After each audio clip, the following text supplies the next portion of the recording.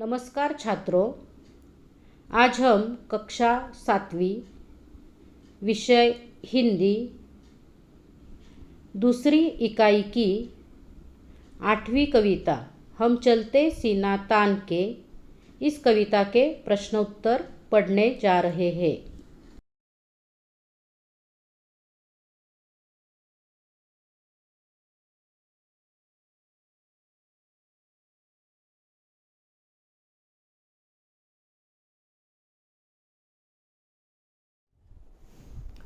प्रश्न 1, निम्नलिखित पंक्तियों का अर्थ लिखो। 1. हिंदुस्तान डैश तान के।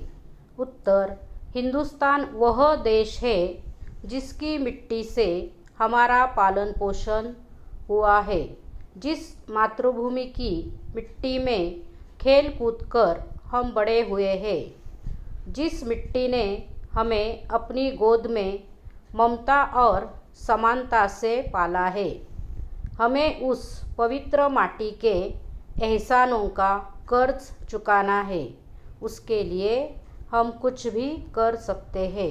हम भारत माता के सपूत गर्व से सीना तान कर चलते हैं। दूसरा, हम डैश तान के। उत्तर, हम भारतीय सैनिक युद्धभूमि में जिस विवेक और वीरता का प्रदर्शन करेंगे, गांव-गांव, नगर-नगर, घर-घर में उनकी गाथाएं गाई जाएगी। अनगिनत कंठों से हमारी वीरता और हमारे बलिदान के गीत गाए जाएंगे। हम भारत माता के सपूत गर्व से सीना तान कर चलते हैं। प्रश्न 2, पसंदीदा विषय पर 4 पंक्तियों की कविता लिखो। उत्तर, जो भरा नहीं है भावों से, बहती जिसमें रसधार नहीं, वह हृदय नहीं है पत्थर है, जिसमें स्वदेश का प्यार नहीं। प्रश्न 3, इस कविता का केंद्रीय भाव अपने शब्दों में लिखो। उत्तर, हम भारत माता के बेटे सीना तान कर चलते हैं। हम अलग अलग धर्म, जाति, वर्ण, भाषा, प्रांत से आए हैं। हम जिस मिट्टी में खेल कूद कर खाकर बड़े हुए हैं, जिसकी रक्षा में हमारे अगणित पुरखों ने अपने शीश कटाए हैं, हम उस भारत माता के ध्वज को गिरने नहीं देंगे। अपना बलिदान दे देंगे, परंतु उस पर आँच नहीं आने देंगे। प्रश्न 4, अपने देश के राष्ट्रीय प्रतीकों के नाम बताओ। 1. राष्ट्रीय ध्वज तिरंगा। 2. राष्ट्रीय गान जन गण मन। 3. राष्ट्रीय गीत वंदे मातरम। 4. राष्ट्रीय पशु बाघ। 5. राष्ट्रीय पक्षी मोर। 6. राष्ट्रीय खेल हॉकी। 7. राष्ट्रीय नदी गंगा। 8. राष्ट्रीय वृक्ष बरगद। 9. राष्ट्रीय फल आम। 10. राष्ट्रीय मुद्रा सिंह शीर्ष। भाषा की ओर। प्रश्न, निम्नलिखित वाक्यों के सामने उनका प्रकार लिखो।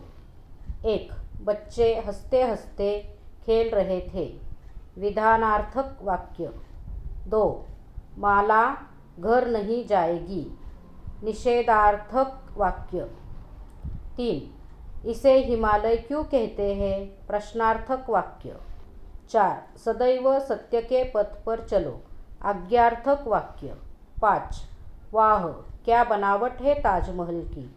विस्मयार्थक वाक्य। 6. कश्मीर का सौंदर्य देखकर तुम्हें आश्चर्य होगा। संभावनार्थक वाक्य। 7. खूब पढ़ो खूब पढ़ो। इच्छार्थक वाक्य। 8.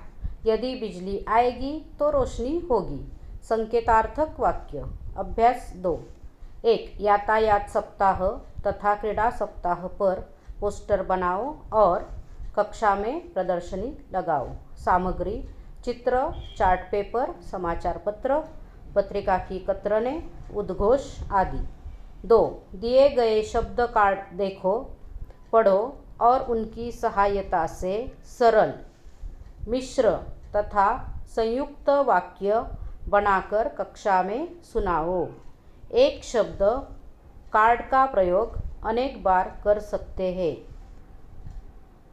शब्द है रहा, घर, यह, सड़क। पानी और राष्ट्रीय, बाई, उदाहरण का, बरसना, के, और, वही, दाई, भारत, जी। है एकात्मकता, है कुआ, उत्तम, देश की। एक कुआ सड़क के दाईं ओर है और मेरा घर बाईं ओर है। संयुक्त वाक्य। 2. भारत राष्ट्रीय एकात्मकता का उत्तम उदाहरण है। सरल वाक्य। 3. गुरुजी ने कहा कि आज उनका स्वास्थ्य अच्छा नहीं है। मिश्र वाक्य। 4. पानी बरसना बंद हो गया है। सरल वाक्य। 5. यह वही देश है जिसके निवासी सबसे प्रेम करते हैं। मिश्र वाक्य। प्रश्न 3. रमेश पुस्तक पढ़ता है। इस वाक्य को सभी काल में परिवर्तित करके व भेदों सहित बताओ और लिखो। वर्तमान काल क्रिया के जिस रूप से यह ज्ञात हो कि कार्य अभी हो रहा है अर्थात चल रहा है उसे वर्तमान काल कहते हैं।